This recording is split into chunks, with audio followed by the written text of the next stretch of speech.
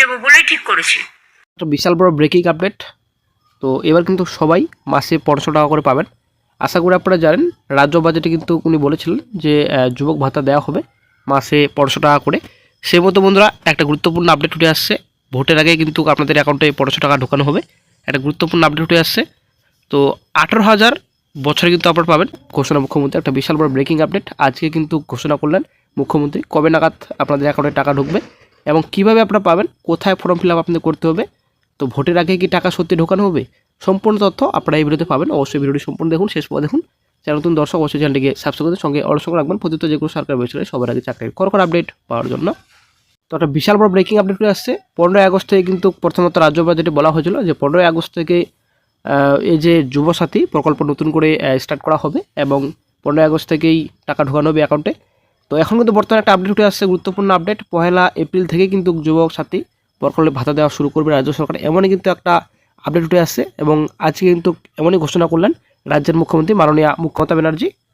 যদিও রাজ্য বাজেট পেশ করার সময় রাজ্যের অর্থমন্ত্রী চন্দ্রিমা ভট্টাচার্য জানিয়েছিলেন যে আগামী 15 আগস্ট থেকে এই ভাতার টাকা পাওয়া যাবে।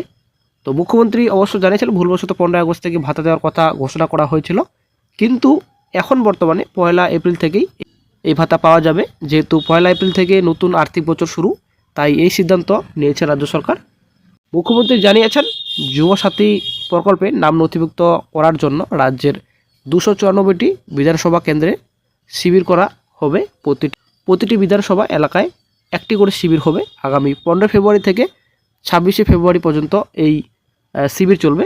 এটা আমরা 1 এপ্রিল থেকে দেবো বলেই ঠিক করেছি। আমরা 294টা ক্যাম্প তৈরি করব। সেই ক্যাম্পে ওই দুয়ারে সরকারের মতো সেই ক্যাম্পে বিশেষ সকাল 10টা থেকে বিকেল 5টা পর্যন্ত শিবির চলবে। মুখ্যমন্ত্রী জানিয়েছেন যেহেতু সময় খুব কম, তাই অনলাইনে নথি জমা দেওয়া যাবে না, শিবিরে এসেই নথি জমা দিতে হবে। তবে শুধু যুবসাথী নয়, এর পাশাপাশি ভূমিহীন চাষিদের জন্য কৃষক বন্ধু প্রকল্পে বছরে 2,000 টাকা করে যে আর্থিক সাহায্যের ঘোষণা রাজ্য সরকার রাজ্য বাজেটে করেছে, সেই প্রকল্পের জন্য ওই একই সময়ে প্রতিটি বিধানসভা এলাকায় একই সময়ে শিবির করা হবে বলে জানিয়েছেন মুখ্যমন্ত্রী। তো বন্ধুরা আশা করি ক্লিয়ার। আগামী 15 ফেব্রুয়ারি থেকে 26 ফেব্রুয়ারি পর্যন্ত আবেদন চলবে। তো 5 বছরে মোট 90,000 টাকা, প্রতি মাসে 1500 টাকা, যদি 1,000 টাকা করে আগামী 5 বছর পাবে। তো 5 বছরের জন্য কিন্তু দেওয়া হবে। পর্যন্ত একজন বেকার প্রার্থী চাকরি পাচ্ছে না, 5 বছর কিন্তু সাহায্য করা হবে, একটা আর্থিক সাহায্য মাসে 1500 টাকা। শুরু হচ্ছে 1 এপ্রিল থেকেই। ভোটের আগে কিন্তু আপনাদের অ্যাকাউন্টে টাকা আসবে। 21 থেকে 40 বছর পর্যন্ত আপনারা আবেদন করতে পারবেন, যোগ্যতা মাধ্যমিক পাস। তো শর্ত একটাই রয়েছে, বেকার হতে হবে, ঠিক আছে। তো আবেদন শুরু হচ্ছে ফেব্রুয়ারি মাস থেকেই। 294টি বিধানসভা কেন্দ্রে ক্যাম্পে ফর্ম জমা নেওয়া হবে। অ্যাকচুয়ালি মুখ্যমন্ত্রী যেটা ঘোষণা করলেন আজকে, যেমন দুয়ার সরকার চলছিল এর আগে, সেম টু সেম দুয়ার সরকার মতোই কিন্তু ক্যাম্প বসবে। সেখানে কিন্তু আপনারা ফর্ম জমা দিতে পারবেন আগামী 15 তারিখ থেকে 26 তারিখ পর্যন্ত। তো বন্ধুরা সামনে যেহেতু ভোটের চমক কিন্তু রাজ্য সরকার দিচ্ছে। আর এদিকে কিন্তু বেকার চাকরি প্রার্থীদের কী বলবো, আর কিছু বলার মতো নেই। বেকার চাকরি প্রার্থীদের অবস্থা কিন্তু খুবই খারাপ বর্তমানে। রাজ্যে চাকরি বাকরির কোনো রকম খবরাখবর নেই, আপডেট নেই, কোনো রকম চাকরির নোটিফিকেশন নেই, ভ্যাকেন্সি প্রচুর খালি। রাজ্য সরকার যে কী করছে সেটা ভগবানই জানে।